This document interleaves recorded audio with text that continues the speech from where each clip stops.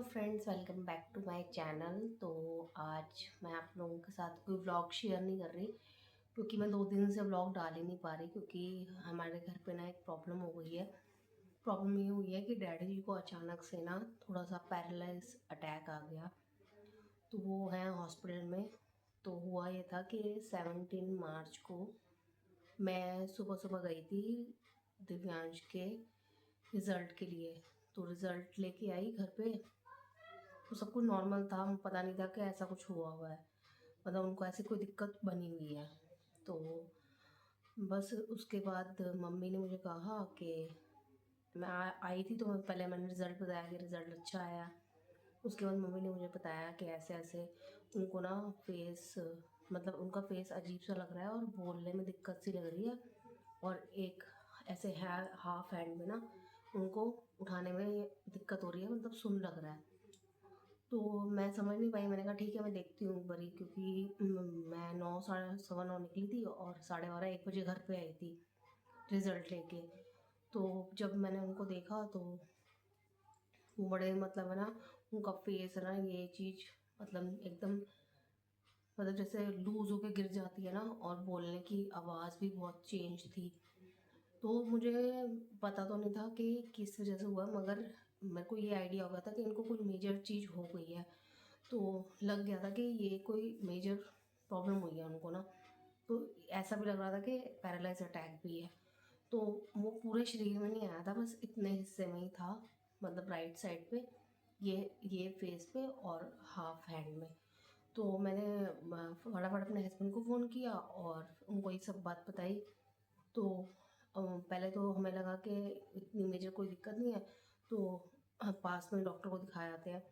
फिर जब उन्होंने भी सुना और मेरे को भी देखने में ज़्यादा मेजर लग रही थी बात, और मम्मी डैडी को नहीं लग रही थी तो क्योंकि दर्द वगैरह कहीं पे भी नहीं थी, तो इसीलिए फिर उनको ये लग रहा था कि शायद नॉर्मल ही है ये सब कुछ ना, पर मुझे देख कर नहीं लग रहा था। तो पहले मैंने सोचा कि ये पास में एक हॉस्पिटल है, फटाफट वहाँ ले जाती हूँ। फिर मेरे हस्बैंड ने कहा कि जहाँ पे इनकी हार्ट की सर्जरी हुई हुई है, इनके वॉल चेंज हुए हैं, 11 साल पहले हुए थे, तो वहीं पे ही इन्होंने कहा कि आप लेके जाओ, मैं अपॉइंटमेंट बुक कर देता हूँ। तो उन्होंने ऑनलाइन अपॉइंटमेंट बुक कर दी थी। फिर मैं जैसे ही मैंने फटाफट कैब करी और फिर मैंने डैडी जी को लेके गई, मतलब वो चल पा रहे थे, सीढ़ियाँ अपने आप उतरी हैं। और उसके बाद फिर मैं वहाँ पे जब लेके पहुँची, तो फिर मैंने उनको सीढ़ियाँ चढ़ाई नहीं कि कुछ प्रॉब्लम ना हो जाए, बेहोश ना हो जाए कुछ कुछ क्योंकि मुझे पता ही नहीं था कि उनको हो क्या रहा है। पर आगे दिक्कत बढ़ी नहीं, मैं फटाफट टाइम से ही उनको हॉस्पिटल लेके जा चुकी थी।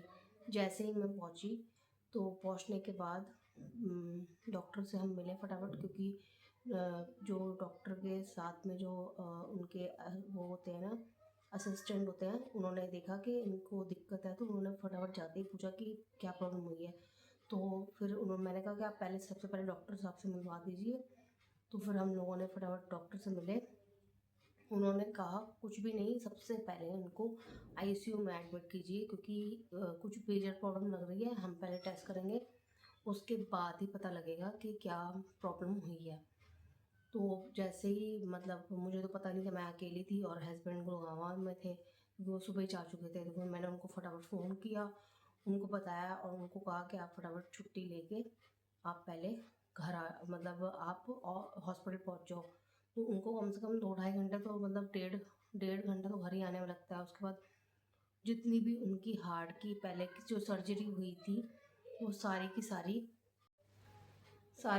उन्होंने रिपोर्ट्स मंगवाई कि जो हार्ट की, जो चाहे 11 साल पहले हुई है, मगर रिपोर्ट्स चाहिए ही चाहिए हम लोगों को।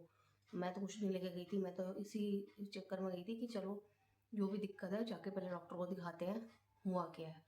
तो फिर मेरे को फ़ोन करना पड़ा अपने हस्बैंड को कि आप हॉस्पिटल आने से पहले घर जाओ, घर जाके सारी जो रिपोर्ट्स हैं, चाहे 11 11 साल पहले इनका ऑपरेशन हुआ था, वो सारी रिपोर्ट लेके आओ कि इनको हुआ क्या था पहले। तो फिर वो सारी रिपोर्ट्स लेके मेरे पास 2 ढाई घंटे में पहुँच गए थे।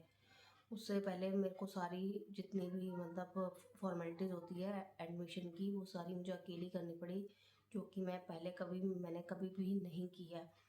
तो मतलब बहुत डर भी लग रहा था कि एक, मतलब बहुत बड़ी रिस्पॉन्सिबिलिटी भी थी कि मेरे हस्बैंड के पिता हैं और मेरे भी पिताजी हैं, तो मतलब बहुत बड़ी रिस्पॉन्सिबिलिटी थी कि इनको मतलब कोई दिक्कत ना हो, फटाफट इनके एडमिट हो जाए और उनको सही डायग्नोस करने की दवाइयाँ मिलती जाएँ।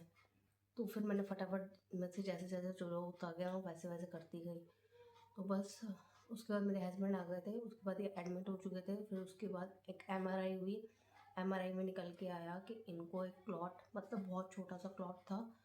मतलब डॉक्टर ने यही कहा कि आप टाइम से ले आए, अगर शाम तक रुक जाते, नहीं आप लोग देखते तो बात बढ़ सकती थी, मतलब क्लॉट बढ़ सकता था।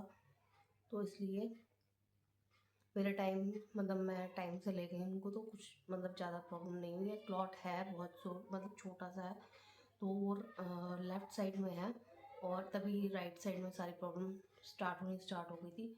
मगर अब वो काफ़ी ठीक है, 3 दिन से आईसीयू में थे, और अब डॉक्टर ने कहा है कि कल उन्हें वार्ड में शिफ्ट करेंगे, 2 दिन और रखेंगे और उसके बाद ठीक है। मतलब ज़्यादा कोई दिक्कत नहीं हुई, वरना ज़्यादातर लोगों को पूरा पैरालिसिस हो जाता है हाफ शरीर में, और काफ़ी दिक्कत आ जाती है।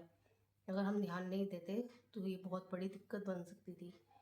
बस उनका ब्लड प्रेशर शायद शूट हुआ होगा, डॉक्टर ने यही बताया, तभी क्लॉट बनता है ऐसे ना, ऐसे बड़ी दिक्कत तभी बनती है। तो बस मैं टाइम से ले गई थी, और अभी 2-3 मतलब 3 दिन से मैंने कोई व्लॉग नहीं बनाया था। और मैं क्यों नहीं बना पा रही, मैंने इसी वजह से आप लोगों को बताने के लिए कि हमारे घर में ये प्रॉब्लम बन गई है, और इसीलिए मैंने सोचा कि आप लोगों को ये बताती हूँ कि वीडियो मैं क्यों नहीं डाल रही थी। और बस डैडी जी आ जाएंगे, और मतलब आज आईसीयू में रखेंगे, 2 दिन वार्ड में रखेंगे, उनको अच्छे से चेक करेंगे। जहाँ तक है फ्राइडे या सैटरडे तक डैडी जी घर पे आ जाएंगे, और अब वो ठीक है, मतलब ख़तरे से बाहर है बिल्कुल। बस भगवान करे वो जल्दी से और अच्छे से ठीक हो जाए। बस आप लोगों की ब्लेसिंग चाहिए। मिलती हूँ अपने नेक्स्ट व्लॉग में। तो आज का वीडियो सिर्फ यही बताने के लिए था, ठीक है? मिलती हूँ, बाय बाय।